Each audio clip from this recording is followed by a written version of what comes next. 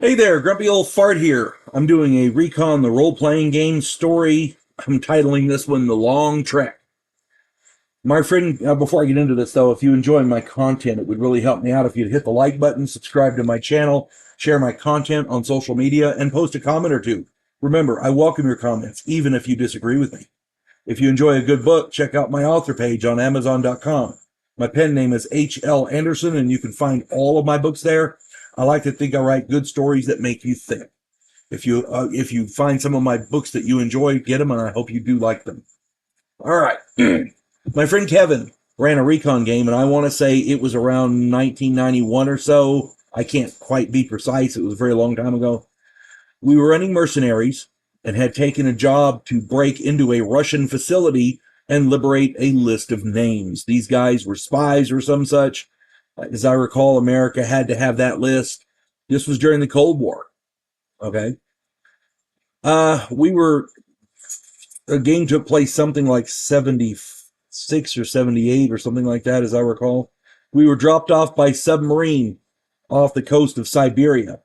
We took a small rubber boat into a huge bay and buried the boat on the beach near Pivek. The plan was to get the list and reinflate the boat to head back to the sub. That was the plan. At least that was the plan. The team was me, my point man Larry, who was also the intel guy. It was me, I was the point man, Larry was the intel guy, and Mark was the sniper.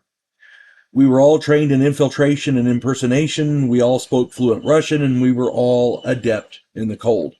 The year was 1977, which was, like I said, the heart of the Cold War. The entry was smooth. We left the sub and rode to shore in the dark of night. We hit the beach, deflated the boat. I stood guard while Mark and Larry buried it. Then we headed to town. Mark took up a position with a sniper rifle to cover us. And now Larry and I, we had credentials. We had uniforms. So we went into the facility on the edge of town. Our credentials were good, and our disguises were great. Larry took the lead because he was the intel specialist. We got into the office. I photocopied the list while Larry kept them busy. Then we left. It went like clockwork. It was such a smooth entry, operation, exit. We ended from the facility. We were good.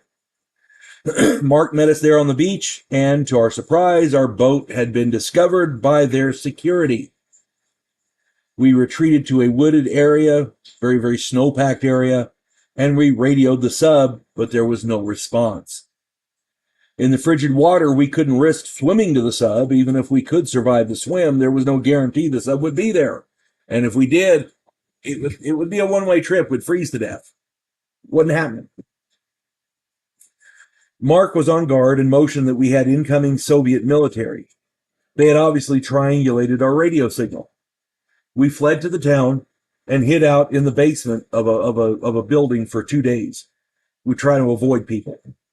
We needed a way out of the town, and we needed to find an exfil from Russia. We were racking our brains. We had no way out. We talked it over, and the only way we knew of was the Bering Strait. Eskimos and Yakuts traded across there all the time, so we felt that we might be able to beg, barter, or steal a ride to Alaska. The problem was that particular Bering Strait was over 400 miles away. Mark located a rail line headed east, so we snuck onto an empty chemical tank car, and we were able to ride it for several hours. Then a Soviet helicopter flew over the train and circled before heading east. Evidently, we had been spotted. The train climbed a grade, and when it did so, it had to slow down, so we took the opportunity to jump from the train. We traveled into the woods and found a spot sheltered from the wind. Mark made a small fire. We made some coffee and checked our supplies. We had food for 4 days. There was no way we were traveling 100 miles a day in this area. It wasn't happening. We were going to have to try to hunt or secure more supplies, and we were going to need a ride. Walking that far wasn't happening. By the time we did, even if we could, by the time we did, the list might not even be valid anymore. So It was going to be a tough trip. We had to get out of there quick. I scouted around and found a deserted logging camp.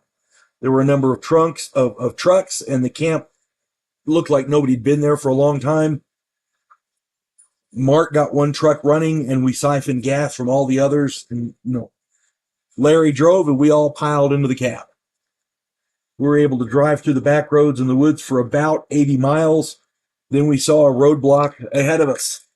We knew they were looking for us. And let's face it, they had us. If we tried to bluff our way through, they had us. So we turned north and drove on dirt logging roads, things like that, until we ran out of gas. We ditched the truck and followed the road to the beach. There we traveled at night and hid out during the day. We saw several boats, and 3 of them swept the beach with spotlights. Luckily, we were not spotted. We walked for about 50 miles and then saw a busload of workers. We bribed them for passage, because they were headed east. We bribed them for passage, and we traveled another 60 miles or so. The Soviets stopped the bus and checked the driver. He didn't sell us out, so we headed east for another 100 miles. We couldn't have got off the bus anyway, so it didn't matter. Luckily, this guy didn't sell us out.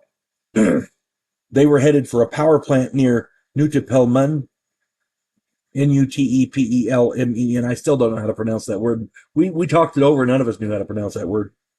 Anyway, they reached their destination. I remember we discussed that at length for like 20 minutes, and we still don't know how it's pronounced. Anyway, they reached their destination and let us off about a mile before the plant, so we headed into the woods. They had fed us for that time, so we were by this time we were out of food, but they were feeding us and we were happy. Checking the map, we figured out that we were 60 to 70 miles. 60 to 70% of the way to the strait. Larry caught sight of a boat and got their attention. We agreed to work for them and earn passage down the coast. They motored down the coast for about 60 miles. Luckily, we didn't run into anybody. However, in Ermino, they let us off and we headed into the woods. We'd learned that the Soviets were saturating the area east of us, and they knew we were headed that way. I don't know how they knew, but they knew. Maybe somebody sold us out from the bus or something. We didn't know. But we turned south into the mountains, and we followed a mountain stream to the southeast. Took us 4 days to travel 20 miles because the Soviets kept crisscrossing the area with helicopters and vehicles. We hit the beach, and we found a fishing camp. We had been eating what others provided for us for over a week, and our supplies were gone. Mark traded his rifle to the fisherman, who smuggled us southeast along the coast. We ate a lot of fish. Their boats were small. They were little paddle boats and only held 4 each, so 2 boats smuggled us to Incheon, Inchoun. I assume it's pronounced Incheon. Anyway, at that point, we had no money, only sidearms, and our ID papers were no good anymore. So we headed due south. Mark was able to trap rabbits and other small game. He was a survival specialist, which we needed. We hit the coast and found a small fishing village. We didn't want these people to get in trouble for giving us a boat, and we knew the Soviets were tracking us, so we stole a boat. We paddled the 40 miles across the strait and met up with some Inuit fishermen.